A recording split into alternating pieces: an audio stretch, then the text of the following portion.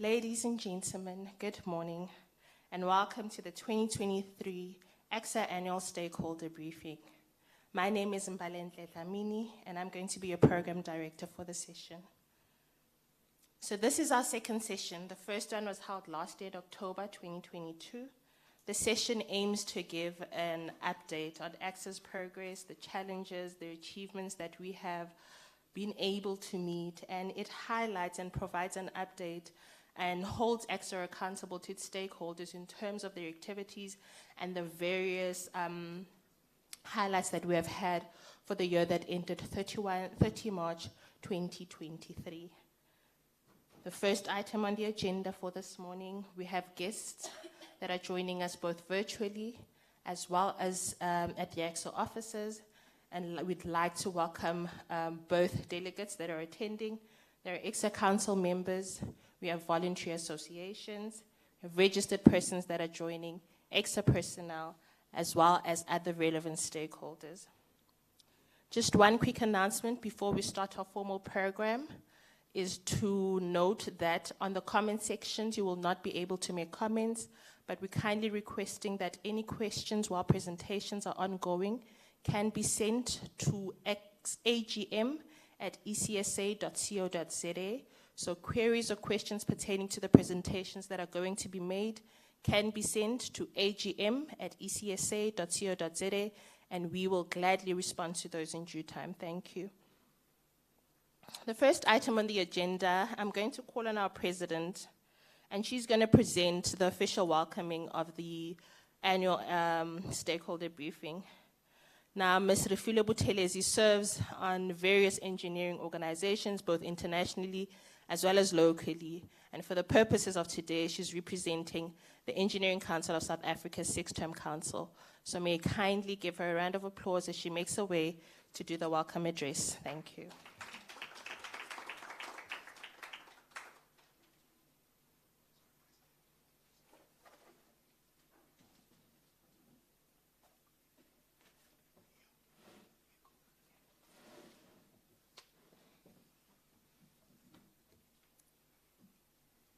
Members of the Engineering Council of South Africa that have joined us online, the VAs and representatives of voluntary associations that are with us today and have connected with us online, our registered persons that are with us in person and online, ECSA personnel that are with us today, ladies and gentlemen, good morning.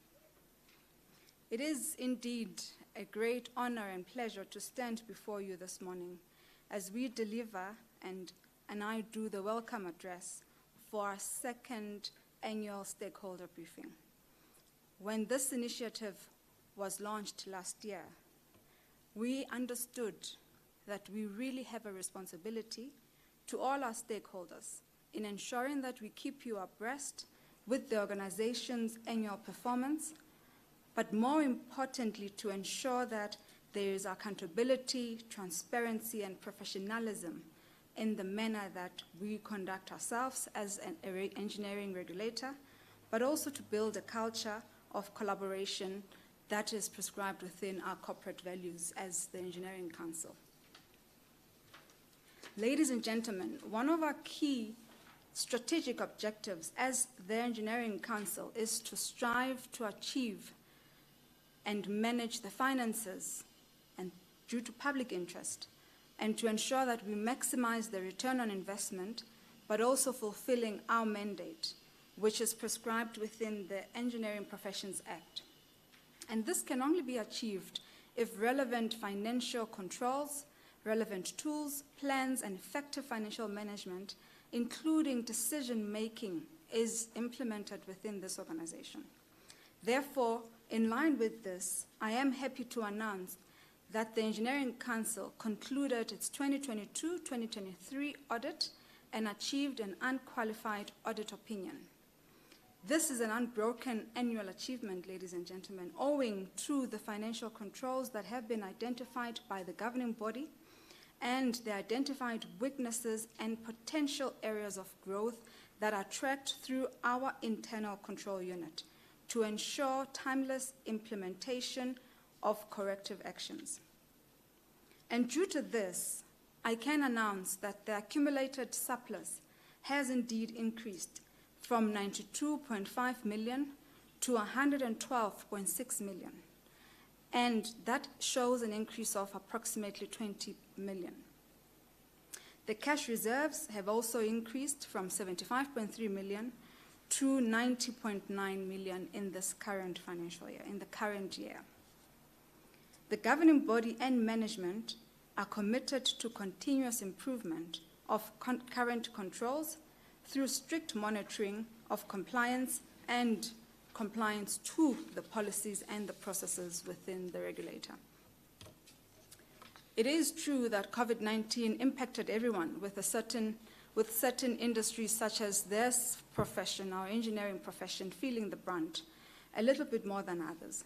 And to circumvent these effects, the registered persons, especially for those registered persons, we have had to look at previous year, speak to the governing body and request for pardoning so that the debts of those professionals could be met at a later stage. So in this current financial year, the governing body has approved to reinstate the accounts that were cancelled from 2019 to date and excused the charging of certain fees to ease the reinstatement process of those professionals. The number of applications has not been processed so far for reinstatement, but we are and have reinstated 203 professionals, and there's still more in the pipeline. This process affects both the candidates and the professionals' account. So I urge current members to look out for communications from the communication box of ECSA, especially those that have been struck off the list due to reasons that are linked to COVID-19. In addition to this, we have partnered with ECSA to assist registered candidates who have been unemployed and are unable to cater and to accommodate their annual fees. To date, 30 registered persons, and engineering candidates, have benefited from this partnership, and we have an additional 70 candidate engineering professionals that we will include in the financial year. Further interventions and partnerships of this nature will be explored to ensure that we capacitate and we complement the engineering professionals. We also welcome private sector and companies who would like to partner with us in this regard. Because as the Engineering Council of South Africa, we're currently having a discussion with interested parties to see how we can assist our engineering professionals, because we would not want to strike anybody off the list due to matters of finance at this difficult time in the economy. The Engineering Council has also started having discussions with important stakeholders that will enable us to improve on enforcement. I am happy to announce that we have started having conversations and talks with the Auditor General, with the Construction Industry Development Board, CIDB, and with the Council of Built Environment in looking at ways to implement our enforcement framework that is aligned with our Act.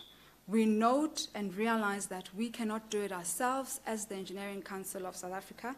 Therefore, a multi-sectorial task team of this nature will certainly go a long way in assisting with service delivery and with challenges of the engineering sector. We've seen there's a lot more that our sector has gone through in the past couple of years.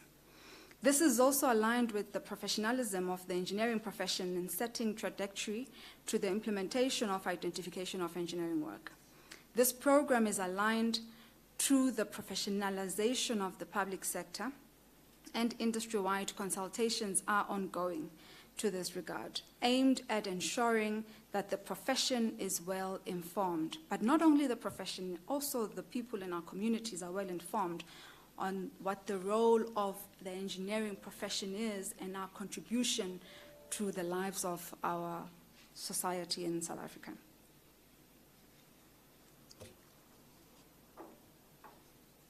Okay. We are currently still busy with consultations, and we will provide a platform where members can share their thoughts and insights make recommendations, as well as provide inputs that will enable us to improve our legislative framework that will guide this implementation of identification of engineering work, which we do not take for granted.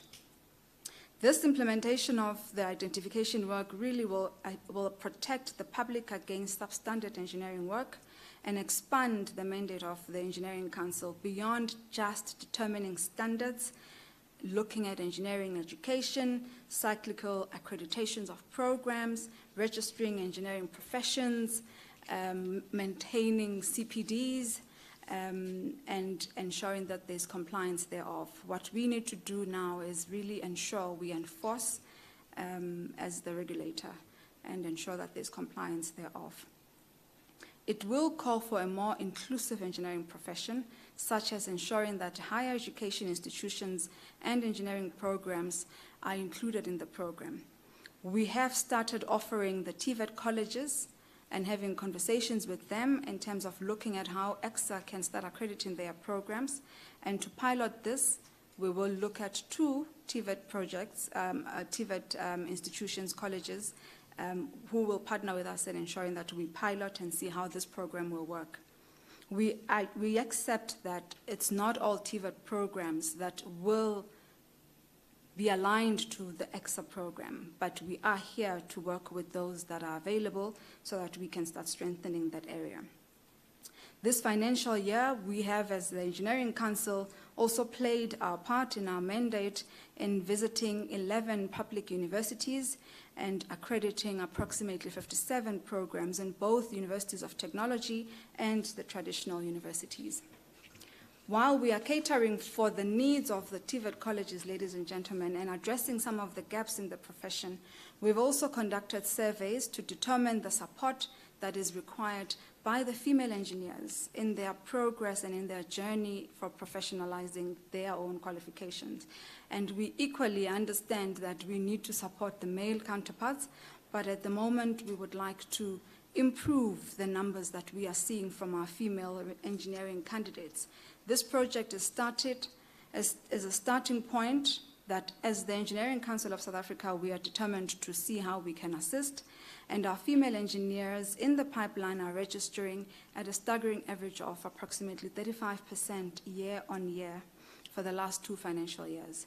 The female registration is growing, and it is really something that we congratulate and we applaud the females out there. Equally, we will look at the education system, the pipeline from STEM, and raise awareness from high school point of view. ECSA is also conducting feasibility studies, and this is ensuring that there's inclusivity. So we are introducing clinical engineering water-based sprinklers. I'm happy that Helen is here from the Clinical Voluntary Association. The water-based spray system subspecialist, the foam water-based system specialist, nano-engineering as additional disciplines in the categories of registration. We are also reviewing digital engineering at the current moment to see if the interest will allow us to start with the feasibility program. So there are a lot more programs that we as ECSA are open to looking into. It is just a matter of following the process, understanding the amount of people who are interested in that category, and then we start with the review process thereof. So ladies and gentlemen, we are taking stock of what is happening in the industry. We are taking stock of those categories that would need that attention that are not necessarily receiving. And we welcome and we urge you and invite you to send us emails, requests, so that we can take a step further and explore further in terms of the categories that may be out there but not necessarily well known to the Engineering Council. And we promise that we will add that to our planning and follow through on that. So as we take stock of some of the achievements that we've made, it is important to track our registration register because that really determines how many people are then accountable to the engineering regulator. In the present 2020-2023 registration statistics, it is imperative for stakeholders to recognize that the growth of and the transformation of the Engineering Council database of registered person is always going to be work in progress, and is dependent on various variables that we have noted. And these variables, they range from demographics within the engineering sector, employment opportunities that are available for our engineers, financial status of our graduates, the mentorship programs that are currently existing for candidates to get support that they need, and also the perceived value add that we as the regulator contribute and is seen and is understood by all the members. But by understanding all of this, it doesn't mean that as the regulator we stop doing our work. So at the end of 2022-23 fiscal year, the database has approximately 48,382 registered persons, and of that, 85% are male and 15% are female. Of concern is the number of retired engineers that seems to be increasing. As of to date, we had a total of 14,646 persons over the age of 60 that have been recorded in our database. We have, however, seen an opportunity in this, because all is not lost. We have started a campaign to identify these registered persons who are willing to work with us as the regulator. And they are willing to work with us in all the programs that we have. Programs such as the accreditation programs, the assessment programs of registered persons, the registration application program, and most importantly, to mentor some of the thousands of candidates that we have in our system that are not transitioning from candidacy all the way through to professionals. So we will definitely be working with these retired members, professionals who've put their hand up. To date, we have 960 potential mentors that have put their hands up, and we will be starting with the training program in the next financial year. These 960 potential mentors, we will be pairing them with approximately 24,812 candidate engineers who have been in our system for the past 3 years. Because we realize 3 years as a candidate engineer, you should be now getting the help that you need to register with the Engineering Council. So next year, we should be having and seeing a different outlook in terms of the candidacy, and we hope that you will hold us accountable for that. There is growth in the number of applications that we have received in both the candidate and the professionals, and we are seeing that there is a more balanced growth in the number of African persons that are registering with ECSA. Many of our younger professionals are still in candidacy phase, and I think we have discussed the reasons why we find that these younger engineers are still sitting in that space, but we also have initiatives that are going to assist in making sure that we move those young engineers towards the professional status. The number of total active registrations at the end of 2022-2023 between the ages of 22 and 50 years of age is approximately 28,785, with more than 17,000 of that number being African. And this is across all categories, and there's really a good evidence of transformation regarding gender, regarding race of this candidate programs and the candidate outlook of ECSA. Aligned with the effective regulation of the Engineering Council of South Africa, on the other hand, we've had to deregister almost approximately 4,500 people off the register roll. And these are people who've not been compliant with the ECSA requirements for almost 2 consecutive 5-year cycles. And this is with regards to their CPDs. It is important for registered persons to understand that in order for them to remain on the register, they will need to comply with the CPD structure of ECSA. They will need to comply with the required lifelong learnings that ECSA prescribes. And of course, they will need to comply with the fees, and which we really do take in our determination to ensure that we assist where that is concerned. But we really urge registered persons to do their part in that regard as well. In 2022-2023, we commenced with the planning of a number of initiatives that will address the graduate attraction. conversion rates of candidates, the retention of professional registered persons. And we are really seeing that there is fruit of these labors in growing the numbers of the engineering professionals that register in the financial year. So as we have lost the 4,500 and deregistered 4,500 engineers, we are putting initiatives in place, and the Engineering Council has put a resolution for us to recall some of those engineers that are then interested, obviously following the processes that I have mentioned earlier. So all is not lost with the 4,500. We will try by all means as the regulator to talk to those engineers and to assist where we can.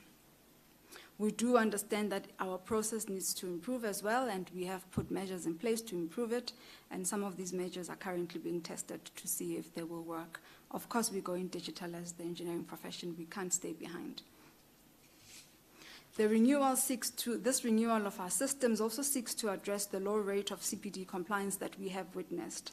And therefore, by doing this, we are addressing the matter of CPD renewals through revision of CPD rules. We are looking at that. It still has to be approved by the engineering governing body. But by the time it does get approved, we will make sure that we communicate clearly. But we're also trying to make sure that we digitalize the systems that we use as professional candidates, and ensuring that we remain in good standing. So we will include real-time verification of registration status, and we will also have QR codes for registered persons that we can now start making use of, so that we digitalize the space within engineering, making the lives of our registered persons easy, but also assisting us in terms of being efficient as a regulator. As I conclude, I think it is important for us to touch on some of our stakeholder engagements, and more particularly what the Engineering Council has been involved with both regionally and internationally as a fraternity. And therefore, in light of this, I would like to continue sharing the progress that is being made with our programs of mentoring some of our regional bodies. So as the Engineering Council, we are still continuing with the mentorship of the countries such as Botswana, Zambia, and Mauritius. We are happy to announce that within this continent, Nigeria has achieved provincial status and signatory status with the IEA. So they are provincially recognized by the IEA, and that means that as a continent, we are improving in terms of getting this global recognition with the international engineering alliances. We have further participated within the annual International Engineering Alliance and the Federation of African Engineering Organization engagements in the effort to aid members who are interested and ensure that as we do aid, we also equally open opportunities for our South African engineers to participate within the region. The UNESCO Africa Engineering Week was held and hosted by the Engineering Council in September. And it was, ladies and gentlemen, a well-attended event, and the highlights is how ECSA, as the Engineering Council, played its role in representing the South African region and international bodies in making sure that our profession is at par with the world's best, and that we have the front row seat in making decisions that impact the regulation of this profession. Ladies and gentlemen, I would like to thank our government and our leaders from the Department of Public Works and Infrastructure once again for really supporting the Engineering Council of South Africa with hosting this event, and to thank the presidency for allowing us an opportunity to be in the presence of Deputy President of the country, Honorable Paul Mashatile, on the day, and the ministers that joined us throughout the week. It was a successful event, and an event that everybody is still talking about to date. I would strongly like to appreciate the ECSA team under the auspices and leadership of Dr. Samula for organizing such a prestigious event that even today, the engineers within the engineering profession in this country, Dr. Samula, are still asking for more. And I hope when we have our meeting with the presidents of voluntary associations later this afternoon, it will be a topic that will result in something our engineers will look forward to in the country. Aligned to this, ECSA has started the process of aligning to the IEA graduate attributes and professional competency framework through its regulatory instrument, including policies and standards. We always have to make sure that we are up to date with what the global international engineering alliances seeks Engineering Council to look into. Therefore, work is continuous, improvement is constantly being sourced, and therefore we need to make sure that we are abreast with that. Ladies and gentlemen, in light of these achievements, the progress as well as the noted challenges that we have held, and you will then get a presentation from our CEO, Dr. Samula, and from our acting CFO, Ms. Francina, who will take you through the details of the numbers. What I would like to say and to assure you is that as the Engineering Council, we continue to strive to achieve our main strategic goal of being an effective regulator, ensuring that we advocate for engineering across the whole country, but also nationally. And it really would be premise of me not to mention the video I've been seeing circulating of our very own Honorable President interviewing 2 engineers and asking them if they are PRENG. That was very impressive, and I think this group of people and the staff of ECSA, the governing body of ECSA, should be proud of the work that they have done in ensuring that the Engineering Council of South Africa is now something that is known by our leaders in this country. They advocate for us, they support us, and I believe the identification of engineering work and the work of consultation has already started.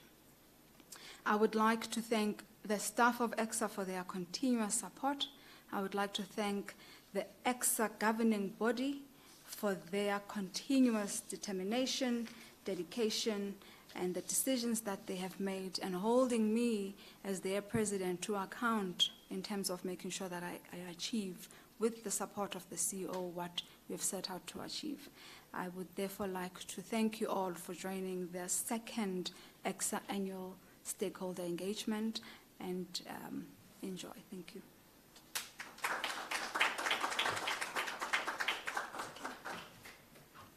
Thank you very much, President. So in her presentation, the President has noted a number of key achievements, as well as provided progress on some of the key projects that have been carried out by the Engineering Council. To add on to this, we have prepared a short presentation in the form of a video. We're going to play that quickly, and then I'll come back. Thank you.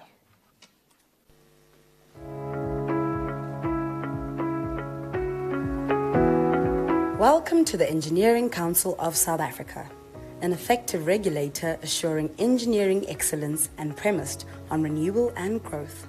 In the journey towards achieving the renewal for growth, the Engineering Council has deployed the online applications portal, registering nearly 150 candidates since September 2023. To improve the registration process, the registration application calendar will be implemented from January 2024 and will allow for 2 well-structured application cycles. Persons eligible for registration with the Council will in the new year benefit from the Mentor-Mentee Connector program, which seeks to provide guidance, support, and knowledge transfer for candidate engineers. After extensive stakeholder consultations, the Engineering Council is exploring the revision of CPD rules. The possible revision implies that CPD compliance to remain in a good standing will be annualized, with a requirement of a minimum of 3 credits annually in any of the CPD categories, and still an ultimate requirement of 25 credits over 5 years. The database of registered persons is growing, recording over 1,400 new candidacy registrations this year alone. Conversions from candidacy to professional status have also increased, with 542 professional registrations successfully completed.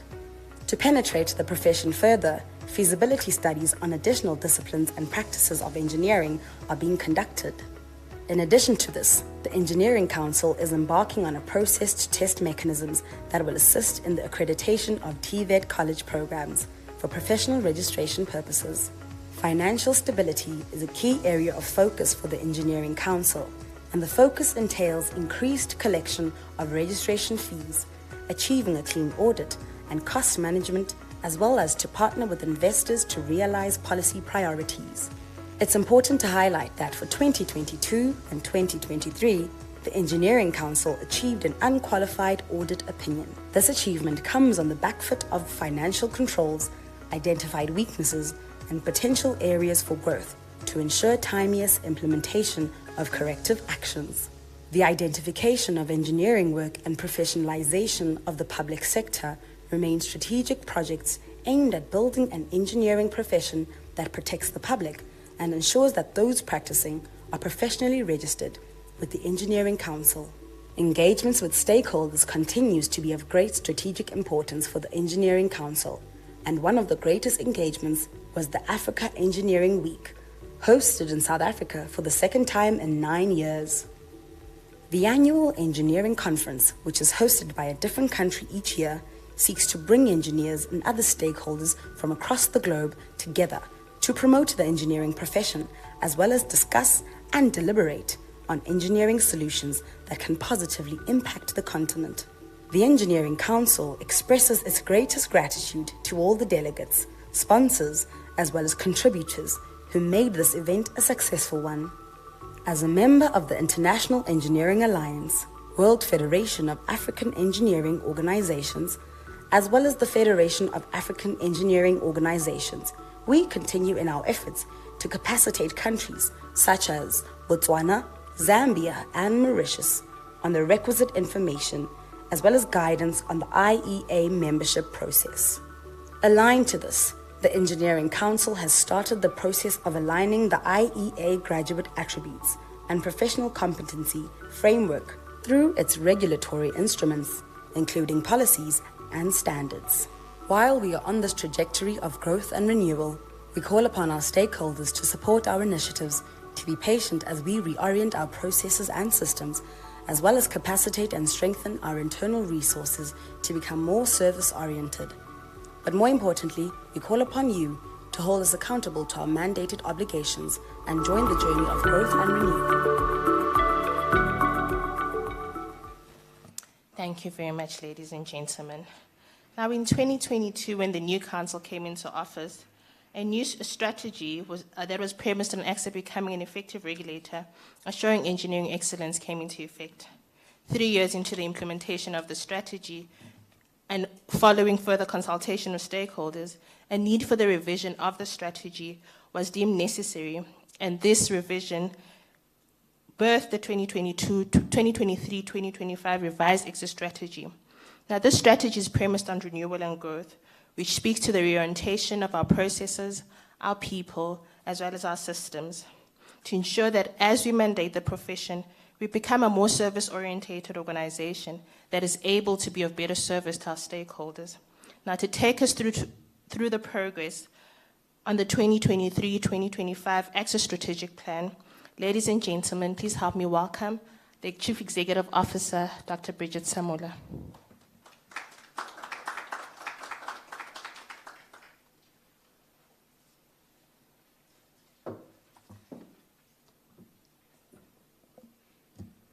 Good morning to you.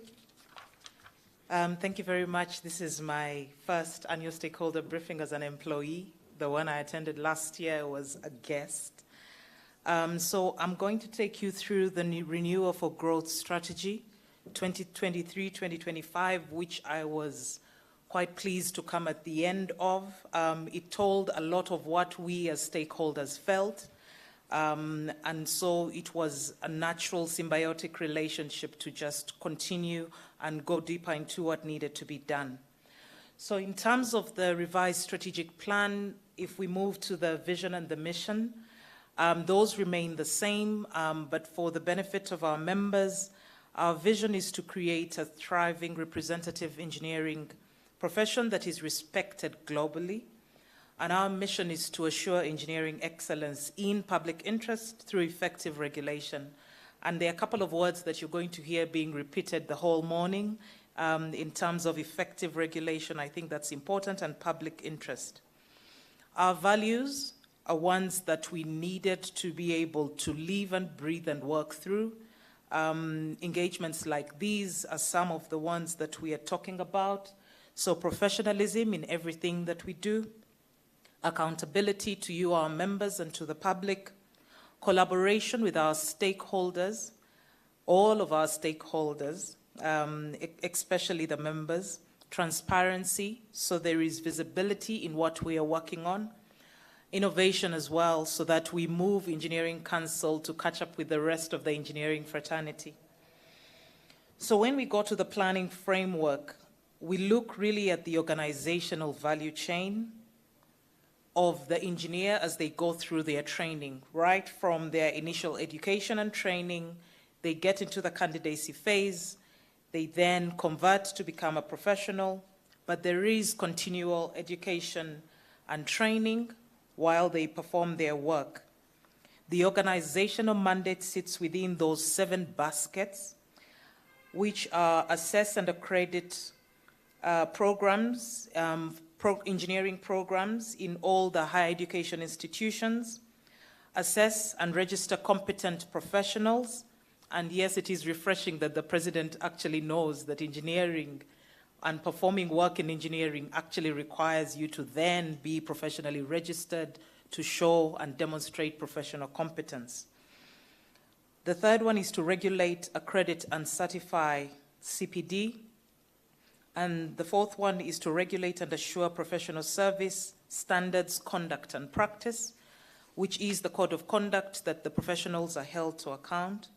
The fifth one is to regulate and define the fees for engineering work, and there'll be progress that has been made with the Competitions Commission in this regard.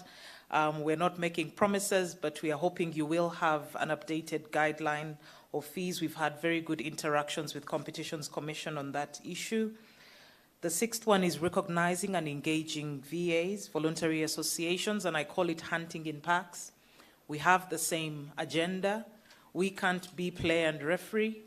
They run the mentorship programs. They engage with candidates individually.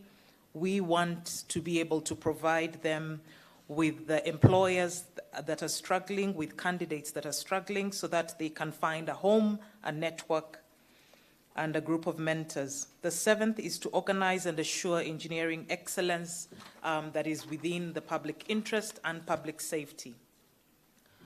So when we then go to what the strategic theme looked at, and we looked at it in a balanced scorecard perspective, those 6 interrelated KPIs became the thrust of what the strategy would then be about. And if I move clockwise from my right at the bottom, item 1 really is to look internally and renew the organizational structure. There is nothing that we can do in terms of engaging with our members and our stakeholders if we are operating in an environment where the strategy, the culture, the structure, and the performance of the organization are not aligned. And that is a lot of work that we are doing in this regard with the help and guidance of the governing body. We are also then, if we move clockwise, we are also enacting relevant policy imperatives, and some of them we talk about in terms of the professionalization of public sector, which is really a cabinet directive that was issued in November last year, but also enforcing our mandate within identification of engineering work, which has always been prescribed within the EPA, making sure that then we move to item 3 so that ECSA is compliant. And compliance is financial, regulatory, POPIA, ISO, audits, and that we are accountable and that we are sustainable as an institution. The fourth one is to renovate and develop our processes and our systems. It is an area that has been of concern. It has been the biggest pain for a lot of our members, but also staff based on how many things were being done manually, and we are looking to improve that, and you're seeing our stepwise efforts to really digitize the whole value chain. The fifth one is to renew our service promise to our stakeholders. I used to get told ECSA is a big black hole. You put in a report and then you wait for the outcome to come out at the end. Increasing and improving that transparency, whether you're an education institution or you're a candidate and you're unhappy with your output, we are introducing methods and mechanisms to be able to engage. Our first baseline stakeholder engagement survey, the results are out. and we didn't score as badly as I thought we would, but it provides for us a baseline for us to only go up. The sixth one is really trying to grow ECSA's mandate, the depth and coverage of the profession to make sure that nobody's left behind. Engineering is evolving, and we don't want to find ourselves in a reactive way where we are waiting for the industry to tell us what they need, the universities to tell us what they need, but to do it in a more proactive way. If we then go to the detail of what we are going to do within those brackets, the first one around renewing the core internal processes and systems in terms of the interface system update. Many of you have seen the candidate application portal. We have 2 IT interns that really were the birth of this project. Together with our service provider and our IT team, we now have a candidate application portal, which has really improved the turnaround time from 7 days to 48 hours. We did the university hackathon. We keep talking about universities. We accredit their programs. We say these engineers who have graduated are as good as they need to be to perform in industry, and how best to partner with them in our processes. So we did our phase 1 of our university hackathon, and Nelson Mandela Metropolitan University is currently developing and assisting us to develop our website, which has been a pain point for many of you. So Nelson Mandela Metropolitan University is going to finalize this process, and there were a lot of universities that assisted us in this, and we will continue within the different phases to engage in this project. Not only do we allow students, engineering students, to have a real-life scenario, we are partnering with their universities and their deans to make sure that it is value add that the university can put their name behind. The projects that are underway, we have the ICT renovation project, hoping that your highest number of queries, which are usually about your invoices, your statements, your proof of payments, will be resolved and sorted, that we can be able to send invoices to one employer who pays for about 20 members of staff instead of sending them piecemeal. User profiles, and there's been a call to update your user profiles. As you listen to us, please look at your user profile and update it. It is going to be important. It will be your repository of all of your information that you submit. It will allow you to be able to perform and look at your CPD as time goes on, so you don't have to wait for the 5 years to remember what you did in year 1. So it will be important for us to be able to engage with you on that, but we do need your participation. The professional application portal, which I'm sure many of our candidates are desperately waiting for as they write all of their reports and projects. It is in the testing phase, but we are looking at making sure that that is also ready, because it assists the process in terms of efficiencies. We are looking at growing the depth and breadth of the mandated services, and some of them the President has spoken about them. There are a couple of TVET programs that feed into prior recognition for certain disciplines, especially when we are using recognition of any sort of prior learning. So those particular programs are the ones that are going to be looked at and investigated, especially the ones that feed into very specific sectors that are highly fed by individuals from the TVETs, especially in the mining sector.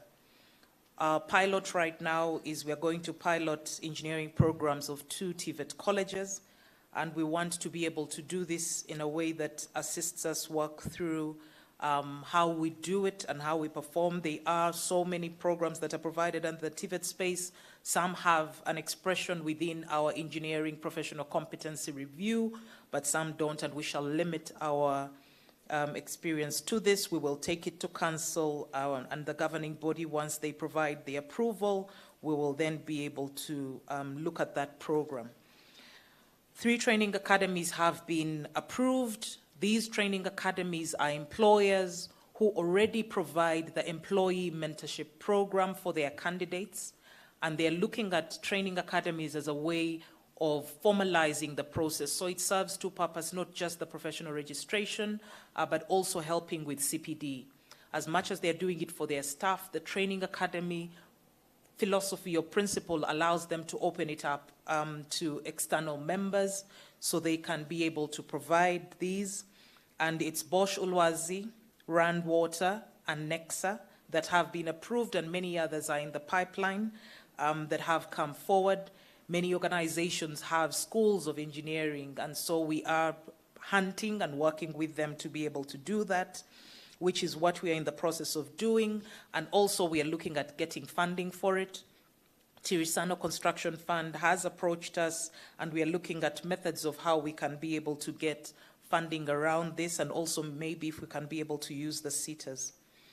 We want to also develop the enforcement framework. Currently, our enforcement framework needs to be a deterrent for a lot of the issues that we are facing, that we find that are presented to our improper conduct team, issues of fraud, ethics, and forgery as well, so that we are a more effective regulator. And so that enforcement framework will also cover identification of engineering work. How will we enforce? What is the requirement? How do we hold members and employers to account, so that we make sure that engineering positions that are meant to be filled by professionals are actually filled by professionally registered individuals, or that there is a plan in place within a year or two to be able to do that. We are intentionally partnering with VAs, and that is going through the CPD revised framework so that we grow our pipeline. There are lots of programs that they perform that we can't participate in because we wait for the output from their candidacy programs, from their mentorship programs, from their programs where they are supporting women, where they are supporting youth, and we can only facilitate and coordinate that using our candidates that we are finding out are struggling. They've been in the pipeline for 7 to 9 years, and they need that level of assistance. Even when we go to major engineering employers, the plan is really to go hand in glove with the voluntary associations to be able to show them that they're individuals who've done it before and can be able to assist them. The other aspect of what we're doing in growing the depth and breadth of our mandated services is the professionalization of the public sector, linked with identification of engineering work. It was a very nice aspect because it synchronized what we wanted through identification of engineering work as a council, but the government mandate preceded that. So we are really doing a lot of stakeholder engagement with major engineering employers in government at all the 3 levels of government. And really we are currently at 70% stakeholder completion, and the team is working really hard to be able to make sure that we have meaningful sector participation before we engage and implement identification of engineering work in all its forms. We have presented our progress to National School of Government, which is a requirement for all professional bodies, so that they make sure that we are on track. As we all know, our sector really is a multiplier for any economy. One job in our sector really has a multiplier of 8 indirect jobs. So it is a sector that is really important as any economy kicks off, and where we are as a country, it is going to be important that as infrastructure goes through the investment drive that we are going to experience in the next 2 or 3 years, we have the professionals to be able to implement this. We are engaging entities in both public and private sector. We've engaged research and academia because there were certain nuances that were specific to their subsector that we needed to cater for, and that progress is ongoing. We've had engagements with Competitions Commission around identification of engineering work over and above the fee guidelines. Their concern is that we do not exclude individuals from the economy based on the importance of the economy, and that when we are doing our work, we are meaningfully engaging all members of the economy, and we are supporting and not creating gatekeeping as a process of identification of engineering work. We've shown them our programs, we've shown them the municipalities that we are going to go to, how we are going to engage from all rural and district municipalities, and we are also finding ways of finding very specific programs to assist all the 3 levels of government to be able to do that, but also attracting engineers in terms of career awareness and STEM awareness from high school, so that we make sure that our pipeline is intact if identification of engineering work is going to be a sustainable mode within a developing economy. We are looking at the enforcement framework. As I told you, we will engage, we will test it legally so that we make sure that we are not producing something that is a deterrent, that will find ECSA in court. So that enforcement framework will be a process that will also go through a lot of stakeholder engagement. The regazetting process for the identification of engineering work is also going to happen, moving it to 1st of April 2025. But the enforcement will be in the form of the plan that we get from the employers. There's going to be a specific focus as well on some subsectors like mining and aviation that really have their own regulators, like South Africa Civil Aviation Authority and DMRE, so that we make sure that we are not doing the work of others and that we're not overburdening the engineers that find themselves in that sector, but working in alignment. We are also becoming, we'll move to the next slide. So we also are looking at becoming more customer focused because that is who we serve. That is the reason we have jobs and food on our tables. So we have issued our stakeholder engagement. So we have that benchmark results are out, and it will be the baseline for how we report, how we engage, how we communicate. I would urge members to respond a little bit more. I think the response was really low, about 20% of our members. We do send that email. Sometimes people respond. Sometimes they think we are bothering them with something else. But I would urge you for you to be able to engage with us. But as we prepare through our renovations projects, more application portals that we can use, it will be important that you give us the feedback. It can only help us improve. We are also developing our service charters so that the turnaround times for your reports, for your application processes are there, and they're strict and they're adhered to. And this also falls around the universities as well when we are doing the work. The marketing plan around our stakeholders: when do we go to students? When do we deal with employers? When do we work with government? That stakeholder engagement plan really provides us an opportunity to build a pipeline for people to know what needs to be done, so that professional competency is not something that we are happy about, but it is something that is a given. That we become more like the accountants and the lawyers, who it is almost a prerequisite to them being able to graduate. They make sure they have the professional competency to be able to do their job, irrespective of what job they're doing. And that means the value proposition around registration needs to be about professional competency. And that brings me to the last point, where we usually get asked the question by members: what value do you give me in return for this registration? And we say the only value we can give you is professional competency, but the market has a way of responding to you as a professional. And so with our marketing team, we will collate what all of that means. So the discounts that doctors, for example, and lawyers are privy to, we are going to collate them. It is a process that used to be there. We are going to revive it and understand what benefits you will get from the market recognizing that you are a professional, and whether it is being able to get a discounted Baki, it will be really what the market tells us, but we shall publish this so that the value add we do give you is what the market responds to you as a professional, whether it is lower professional indemnity fees or percentage discounts on elements of that nature for people who are running their own businesses. Then we are looking at growing our pipeline, and this has three aspects. There's an attraction aspect, where the numbers of our strategy showed we are only attracting 20% of our students. We are looking at doing that on a broader scale.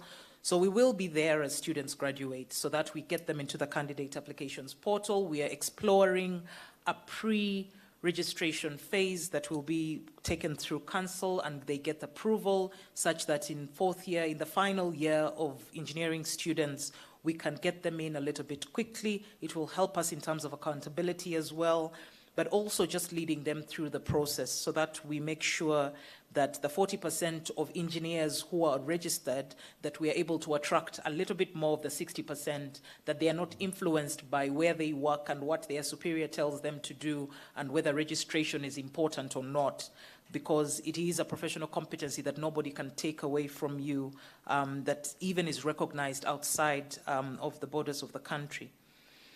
So the last one is we want to have a very specific focus around the engagement of major engineering employers. They run candidacy programs. They pay fees for either candidate registration or professional registration, and they have aligned their career growth and they've linked it with the professional program and plan as a candidate moves through the various stages. So focusing on them only makes sense for us as an organization so that we can be able to have specific engagements with major engineering employers to assist them, whether it's registration clinics, but also being able to engage with them based on their needs around CPD as well. Candidate conversion programs are important. We'll just take a step back. Yes. So candidate conversion programs are important. We have a lot of people, the President spoke about it, they're in the pipeline and they're stuck in the pipeline. Our transformation is in that pipeline and they get discouraged the longer they stay in that pipeline. So we want to be able to do a lot of the candidate conversion. The President spoke about the SITA funding for the unemployed youth, the mentor-mentee programs for those who are frustrated and don't have a mentor. We also have the blind moderation process in case the candidates haven't passed and they don't know why, they want to find out what the reason is. So there are a couple of processes that we've put in place before you can then be able to go to a Section 24. Then there's also the registration clinics, and whether there is help on the interviews or help on the writing of the reports or the assistance of which outcome am I not doing well, we really want to be able to assist. And this we are doing in a targeted way with major engineering employers, because all of those individuals have very different needs, but they will be able to assist us shorten that turnaround time. We want to also stop the bleeding in the pipeline, and the bleeding in the pipeline comes two ways. There's one around the retired engineers, bringing them in through the mentorship process and making sure that mentorship forms the larger part of the CPD that they require. The other one is the re-registration process, for example, in case there was financial difficulty. And there's an amnesty project that is ongoing for anybody who was deregistered from January 2019.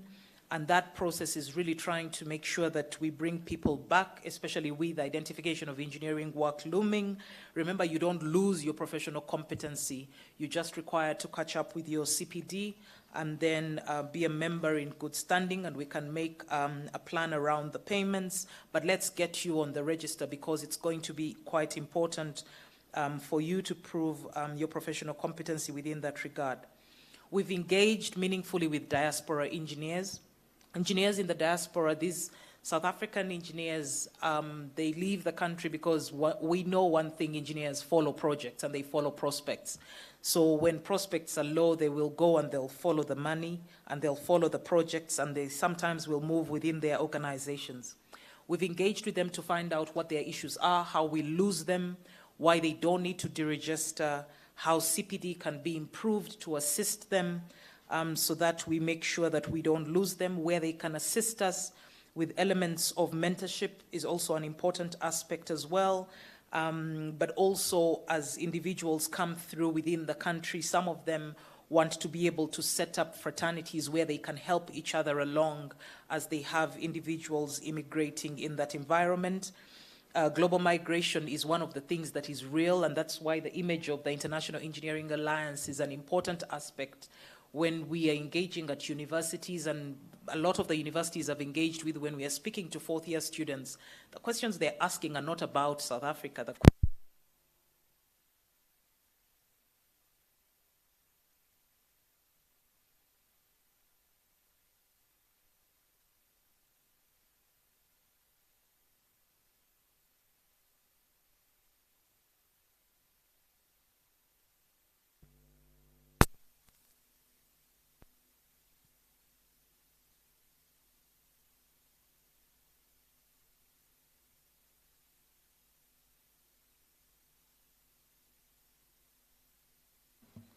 The Fidelity Fund and how it works will be important for our engineers. Sorry about that.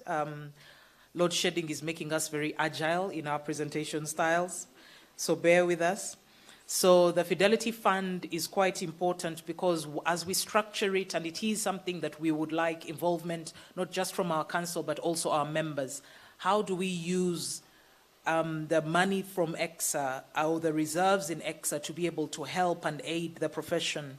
The lawyers have one, and we have to be able to see and compare what are other people doing to be able to help meaningfully. Professional indemnity insurance is always a pain for smaller businesses that are performing engineering works. Those type of aspects can be helped using the Fidelity Fund.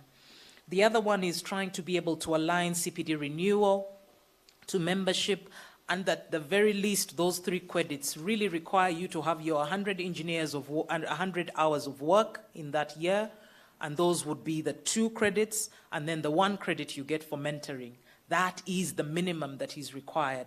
And I think the more people understand that the CPD renewal process is around making sure that as we bring the process of QR codes, that it will be easy to be able to look at CPD renewal in a way that is manageable for them, as our members have complained about the cost of CPD, which in a deregulated environment, there is only limited place that we can be able to manage it, but through our VAs, we can be able to find programs that we can assist.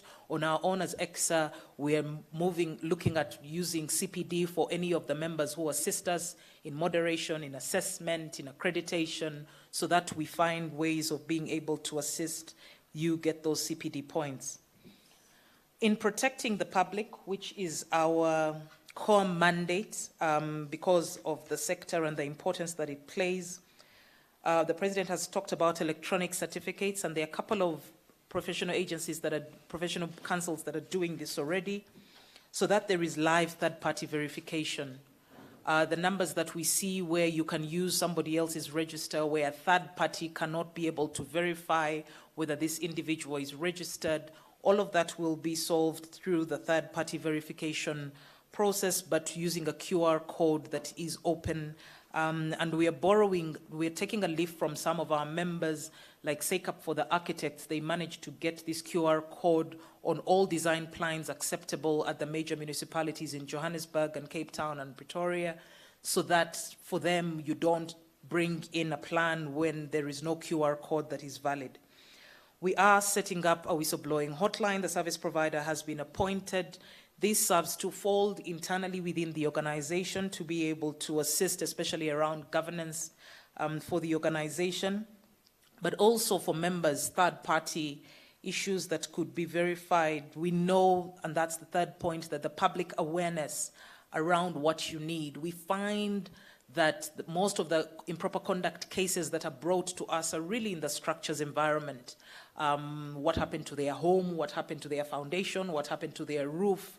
But somehow we are forgetting the ethics that is involved in the day-to-day life of an engineer, that professional competence is able to cover elements of fraud and ethics breakages that are happening within a project. Issues of Zondo Commission that involved engineers, these are issues that should be really things that we can be able to deal with, so that whistleblowing is not just about what happened, but individuals that are operating within the environment as a proof of professional competency, so that we can assure employers that when they force professional registration for this particular job, this is what they get in return, that they have a third party who can verify and hold this engineer to account in terms of ethics and project delivery and design and so on. We're also collaborating with other law enforcement agencies, and the President spoke about this, but we are also going back to publishing the names of engineers on whom charges have been preferred in light of being open around this process and being an effective regulator. So we are going through a process of gazetting, but a couple of them will be also available on our website, so that there is accountability in terms of what does ECSA do in terms of improper conduct, because active citizenry is holding all of us to account whether we like it or not. The last one is really safeguarding public interest funds, which is something that sometimes we lose sight of, but the monies that we receive get very specific focus because it is public interest money, and the way we collect money is really enshrined in the EPA, so it is monies that need to be taken care of. So our council has gone through the process and they've approved an ECSA governance framework to make sure that what regulatory environment they operate in is clear to them, and what it does is that it filters through to us as an organization. We've talked about the unqualified audit outcome. We are looking at funding sustainability assessments, and that we can do not by thumb-sucking numbers of what membership fees look like, but developing a finance and revenue cost model so that we make sure that once identification of engineering work comes in, we are not being looked at as an entity that is just actually looking to collect fees, so that we are able to manage it. A lot of our members have talked about, especially the candidates who are much younger, earlier on in their career, the fee is quite high for them. So we need to be able to get the balance right. The cost recovery model for most of our activities also has been streamlined with regards to universities, and will then move to CPD and the verification of the CPD entities. The pilot project has gone on for quite a while, but it is time to understand that it is something that costs us money, so that we are able to get some cost recovery from it. And we are also diversifying our funding sources as an entity. There are lots of programs that we run that are parallel to what CETAs do. That can find a common area that we could be able to assist, so that we can be able to get employers what they need, professionals what they need, but we can also be able to make sure that we have a growing pipeline for a growing economy. The Fidelity Fund I've spoken about. We are also setting up the right internal governance structures to empower our independent assurance functions in terms of our combined assurance functions as well. And the whistleblowing and fraud hotline setup are all being put in place so that we make sure that we do a good job of protecting what is being given to us to perform our regulatory activities. Thank you very much.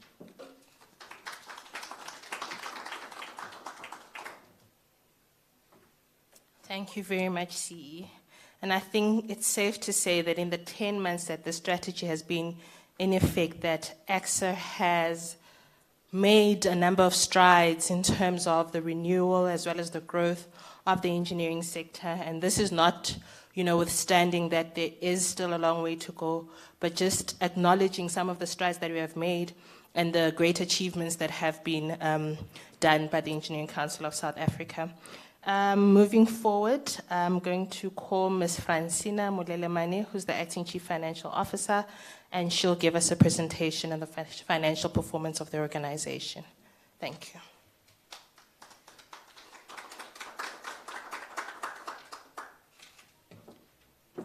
Thank you and good morning. Presenting the financial report for 2022-2023, as the President and the CEO has already indicated. So ECSA's financial year starts in April and ends in March. So this report will be covering all the activities, financial activities, that were done up until the end of financial year March. As the CEO and the President have indicated, yes, unqualified opinion, I think we're saying it for the 4th time now. It is an achievement, especially looking at South African financial landscape. This is something to be celebrated. And this is also an assurance to the engineers that we really putting controls in place to make sure that we are accountable, and also we have good governance internally. This also ensures that the council will still be in existence to make sure that all the activities related to engineering are being given attention. So the council is audited by a private firm, but this is done under the guidance of the Auditor General because of the Public Interest Fund mandate. So we are also supposed to be complying to that. So this is audited by a private firm, and the Auditor General also have their say in those sittings as well. So when we were preparing the financials, there were no reportable issues that we indicated in our financials. And then we also had a prior year error there, but that was just for unknown receipts, and I will talk to that a bit later on. We also prepared the budget for the financial year 2022-23, the reported revenue was 141 million against a budgeted figure of 140. So this just represents what the council needs in terms of financial revenue to ensure that operations are sustained. However, if you look at the expenditure, you'll see that the actual was 122 million compared to the 144 that was initially budgeted for.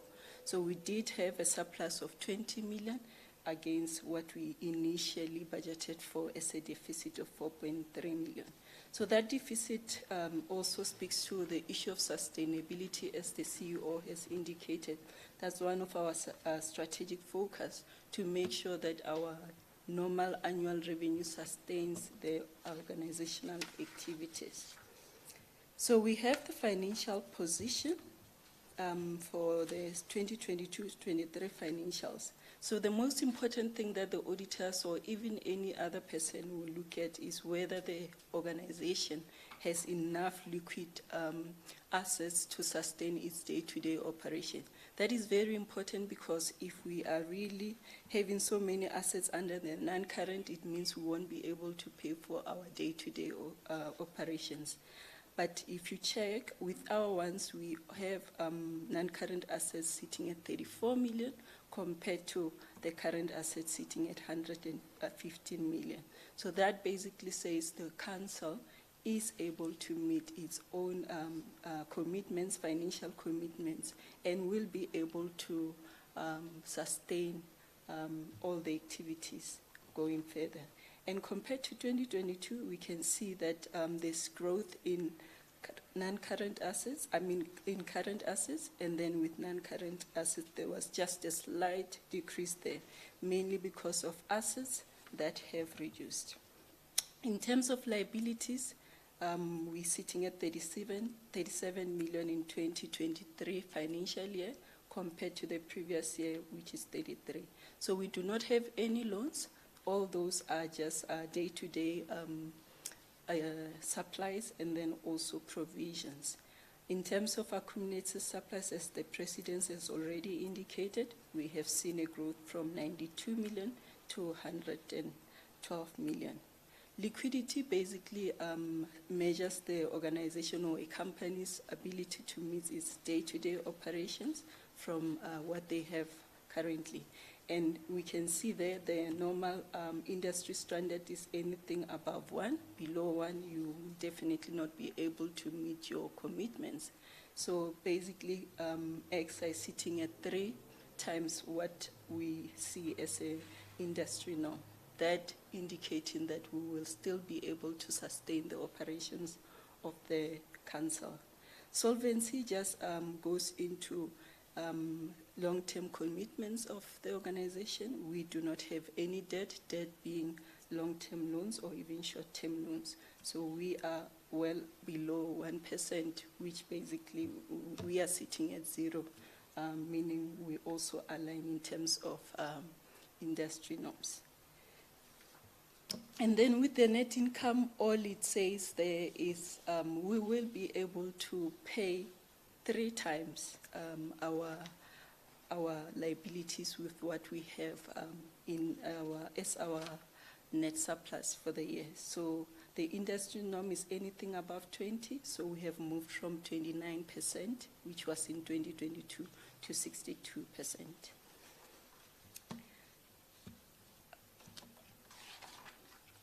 So one of our biggest issues, and that we also want to just highlight to our stakeholders, is debtors. So with debtors, is on an annual basis, the council writes off huge amounts because of unpaid accounts.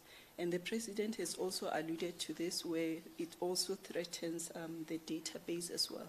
So one of the issues that we have is also people who would be paying their accounts, but then not using the correct references. So we are sitting with huge amounts in our books. In 2022, we're sitting with 6.5 million when we closed the financial year. And then in 2023, we're sitting with 6.8. Oh, okay, thank you. So in 2023, we're sitting with 6.8 million. So that basically means it's amount that we paid by engineers, but we can't really allocate because the reference will be saying ECSA. And in that way, we will definitely be cancelling. So some of the cancellations that we had would be people who have really paid, and after we did reminders, they still did not send their proof of payment. So this is just to announce that and just highlight to say, if you pay, please use the ECSA account number, and immediately when you do that, please also send your proof of payment. It will also benefit you to use the net cash and the reference that we will normally include either on SMS or on the invoice. Once you pay using that, the money will definitely reach ECSA immediately, and if you want your letter of good standing and everything, nothing will be delayed. We also, on debtors again, on an annual basis, make a provision of about 10 to 18 million. Last year, 2022, it was 80 million. In 2023, it was 10 million. This is to cater for potential write-offs because we know on an annual basis we will definitely have write-offs. So it's an accounting requirement that when you know you have a trend of debtors who are not paying, then you need to make provision. So it's definitely not something that the council would want, but for accounting purposes, we would definitely have to put forward such provision to say there will be potential cancellations based on history. In the previous financial year, 2022, we wrote off 80 million in total, and then the year after, it was 16.8 million. So you can see this is really a big number, and this is contributing to the number that was said earlier about the cancelled account. And again, I want to just stress the point that some of these accounts would be people who have already paid, but then they didn't use their correct references and have not sent their proof of payments. In terms of our performance, we reported a surplus of 20 million against the 2022 surplus of 7.2 million, indicating growth in operations. The council built 112 million in terms of annual fees against a comparison of 102 in the 2022 financial year. And then in terms of accreditations, we built 6 million against a comparison of 8.3 in 2022. 2022 was higher mainly because of the backlog that we wanted to address there. Then for annual fees, we built 11 million against a comparison of 11.6 million. Other income items really came from interest and other smaller initiatives that were tended to or pursued internally. One of those would be fines. Again, we don't really, that is not one of the revenue items that we are pursuing because then it means our engineers are not following the standards. But that will also be part of the things that we also report on as well. So as they impose fines, that revenue is also reported. Then we also have CBE reports. So annually we need to report on the collections we've made on behalf of CBE. So the numbers will definitely differ to the others in terms of the number of accounts billed and then the number of collections, mainly because with CBE we only report those accounts that have honored their billings. So if they haven't paid, then that reporting will be deferred. So for CBE in 2022-2023, we billed we recovered or we collected 18,816 accounts for professionals, and then 8,713 for candidates, and then also we have another additional 2,107 for those who were paying their professional fees. So we do have a levy that we collect on their behalf, is 42 for professionals, and then we also have 21. So the one for candidate, it will be those who have been in our database for more than 6 years, then they automatically convert to professional status. And then in terms of collection on behalf of CBE for 2022-23 financial year, it was 1 million. Thank you, Mbali.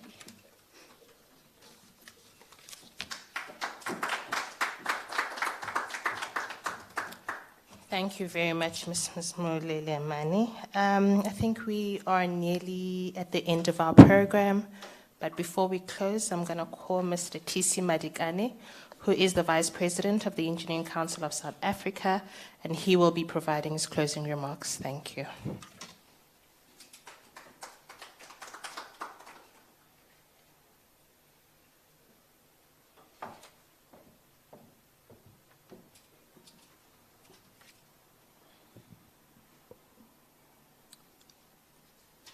President of Engineering Council of South Africa, fellow council members, CEO, registered persons online, VAs present, ECSA personnel, all esteemed guests, ladies and gentlemen, good day.